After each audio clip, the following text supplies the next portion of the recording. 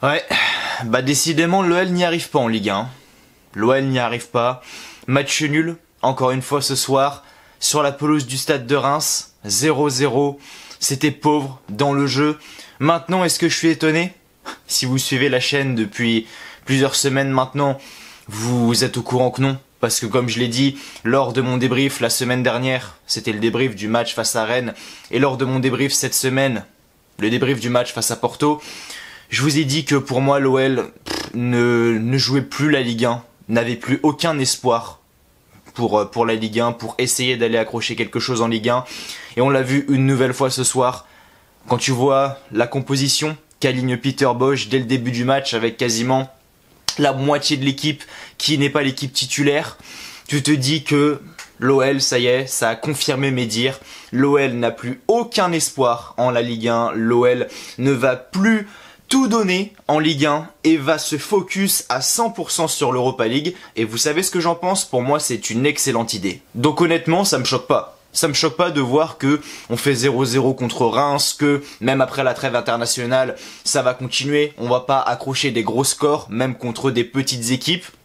Parce que Reims, mine de rien, ce soir, c'est quand même une équipe qui est 12e, donc c'est une équipe qu'il ne fallait pas sous-estimer. Et quand tu vois que Peter Bosz a totalement changé l'effectif, que voilà, à droite il a mis Malo Gusto alors que normalement c'est Léo Dubois, qu'à gauche il a mis Enrique alors que normalement c'est Emerson, qu'il a mis Houssem Aouar titulaire alors que Houssem Aouar d'habitude n'est jamais titulaire. Quand tu vois que, alors Romain Fèvre était pas là, Romain Fèvre était absent, mais bref, il a mis Chino Kadewere. Bref, il a fait un gros changement. Il a laissé pas mal de joueurs au repos pour justement attaquer ce match contre West Ham qui mine de rien va quand même arriver très vite parce que oui, là c'était le dernier match avant la trêve internationale et on se retrouve du coup début avril et la Ligue Europa, le match aller il me semble que c'est le 7 avril donc ça va vraiment arriver très vite. Donc honnêtement ne soyez pas dégoûtés les gars, c'était totalement prévisible et l'OL ne compte plus du tout sur la Ligue 1 et va jouer à 100% sur l'Europa League. Maintenant c'est quand même un gros risque parce que si tu te foires, voilà, si tu te fais éliminer là contre West Ham ou même si tu te fais éliminer en demi, voire pire si tu perds en finale, bah t'es un petit peu comme un con parce que tu te retrouves sans rien mais tu peux aller la chercher de cette Europa League et ça on va en reparler à la fin de la vidéo. Mais là ce soir on a vu un OL qui malgré tout était sérieux et qui avait vraiment la maîtrise en première mi-temps et en deuxième mi-temps, mais qui comme d'habitude a manqué de tranchant offensivement. Offensivement c'est compliqué, je veux dire Toko Ekambi, à part apporter de la profondeur, percuter sur son côté, rentrer sur son pied droit et essayer de faire quelque chose dans les 18 mètres, c'est très léger. Moussa Dembélé qui également offensivement des fois est vraiment en réussite, autant des fois il rate des choses, tu te demandes comment il fait pour les louper. La preuve en est, en seconde période, on a un super centre de Malo Gusto, ça traverse toute la surface, il a limite le but ouvert, alors il est limite deuxième poteau, il a plus qu'à la pousser au fond des filets, je veux dire le but est quasiment vide et il la met sur le poteau. Je pense que c'est plus dur de la mettre sur le poteau que dans le but. Donc bref, un manque cruel d'efficacité, ça a manqué de dédoublement. Pourtant, on a deux latéraux qui savent très bien le faire. Je veux dire, Malo Gusto, on l'a vu énormément de fois, notamment avec Romain Fèvre. On voit que au niveau des dédoublements, il est très à l'aise. Enrique, pour lui, c'est un petit peu compliqué, mais il sait le faire. Enrique, c'est plus un joueur qui va t'apporter défensivement qu'offensivement. Mais mis à part ça, Reims a réussi à nous mettre en difficulté dû à leur placement et leur bloc qui était vraiment très bien organisé. Ils n'ont pas eu peur de jouer. Ils ont réussi à casser les lignes plusieurs fois, notamment au milieu de terrain. Et ça a pas mal mis la pagaille dans la défense de l'OL. Bref, tout ça a fait que Reims nous a mis en difficulté. Et tout ça a fait que on n'a pas trouvé la solution pour marquer ce premier but. Reims, comme je le disais, c'était vraiment pas une équipe qu'il fallait sous-estimer. Ils nous avaient d'ailleurs battu à l'aller, chez nous, je m'en souviens. On avait perdu 2-1, si je dis pas de conneries. Et bref, Reims ce soir a réussi à mettre le pied sur le ballon. Ils ont vraiment un jeu très intéressant. J'aime beaucoup regarder le stade de Reims parce que ils ont un coach qui n'a pas peur de jouer. Voilà.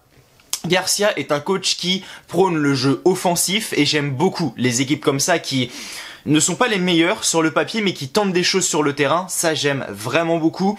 Ils ont des joueurs très intéressants, Rajkovic le gardien j'aime beaucoup, le défenseur Fess aussi, je trouve qu'il a de grandes qualités. Abdelhamid également. Et ils ont un joueur intéressant aussi en attaque, c'est Fraser Hornby, je crois qu'il s'appelle. Il me semble qu'il est écossais et je le trouve vraiment bon. Je crois qu'il est jeune, je crois qu'il a autour de la vingtaine, il doit avoir entre 20 et 25 ans. Je suis désolé, je le connais pas par cœur, je dis peut-être des conneries, ça se trouve il est pas du tout écossais, mais pour moi, il est écossais et il a aux alentours de 20-25 ans. Je dirais qu'il a 22-23 ans, je pense. Et il a un profil vraiment intéressant. Il a un peu un profil à la Olivier Giroud, où justement, il pèse sur les défenses. On arrive justement à le trouver dos au jeu en tant que point d'appui. Bref, franchement, j'aime beaucoup. Et avoir un profil comme ça, c'est très intéressant pour une équipe comme le Stade de Reims. Donc Reims a joué au ballon. Reims a joué au ballon, on peut rien dire. Nous, on a essayé de jouer également, ça a été quand même un peu plus compliqué.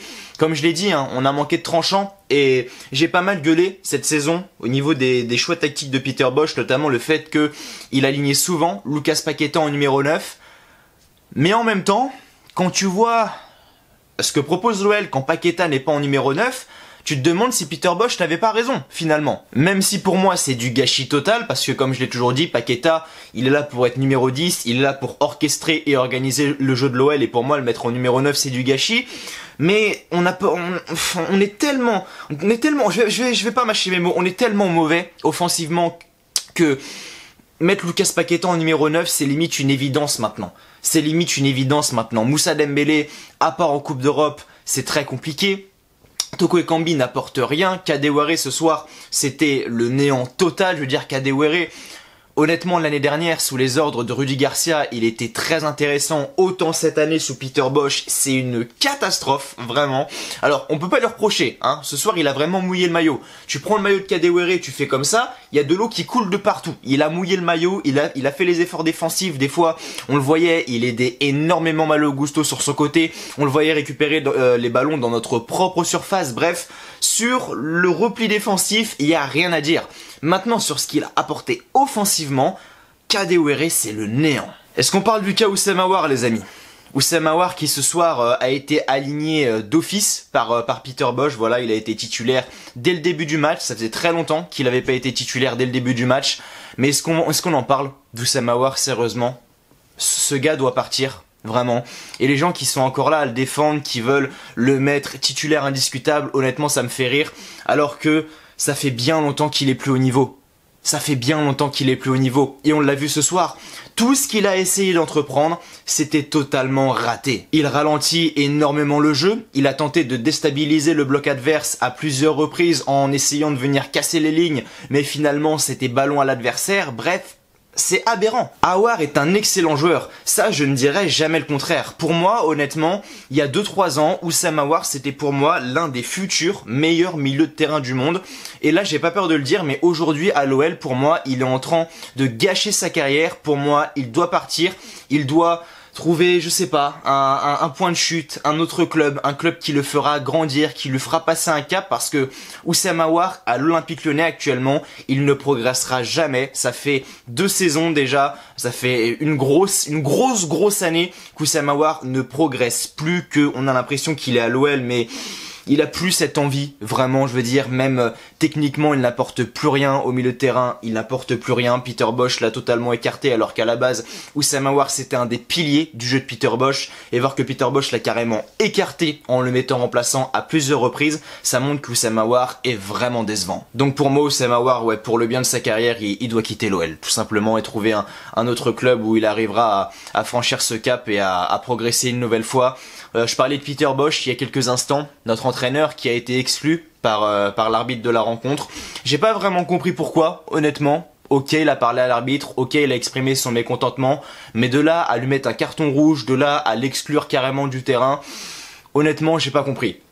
L'arbitrage était un peu compliqué ce soir. Je trouve que Monsieur Hamel a perdu le fil, hein, notamment, je veux dire, à un moment en deuxième période, Lucas Paqueta se fait découper. Il y a un énorme excès d'engagement de la part d'un des joueurs de Reims. Il y a pas de carton, rien. Un moment, il y a un ballon flottant là en l'air, t'as un joueur de Reims qui met la main comme ça, qui s'amène le ballon de la main comme ça, il y a pas carton jaune, il y a rien. Alors que nous, on a eu je sais pas combien de cartons jaunes en première mi-temps. Bref, l'arbitrage c'était plus que compliqué et Peter Bosz a été exclu et du coup ne sera pas sur le banc de l'OL pour le prochain match du coup qui sera contre, je ne sais même pas, je vous avoue, je me suis même pas renseigné. Je regarde maintenant, donc c'est chez nous, c'est le 3 avril à 17h05 contre Angers.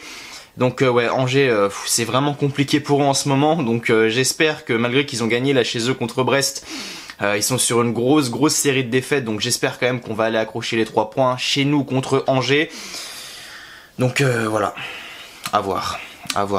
Mais du coup Peter Bosz sera absent et ne sera pas sur le banc lors de ce match face à Angers. Voilà, bon j'ai fait à peu près le tour hein, pour ce match. Maintenant, voilà, tirage de la Ligue Europa, je vais en parler vite fait. On a tiré West Ham, les amis, voilà, West Ham, 6ème de Première Ligue. Je suis un adepte de la Première Ligue, je regarde énormément ce championnat. Et voir qu'on a tiré West Ham, je vais pas dire que ça me fait peur, mais pour moi c'est vraiment du 50-50.